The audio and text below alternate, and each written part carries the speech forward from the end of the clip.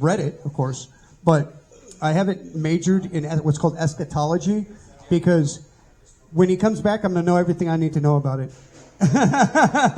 You know, but now, yes, sir. Yeah, eschatology.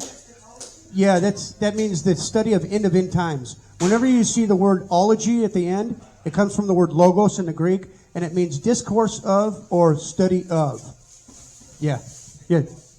So biology is the study of bios, or biological life. The order of disciplines would go something like this: theology at the highest, and then philosophy, which means love, wisdom. That's the root of the Greek word.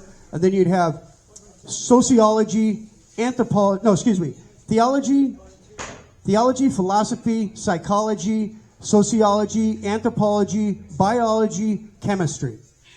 And like I've said before, and I quote Spurgeon on this one, of course I didn't memorize it exactly like he did, but I like the way I did.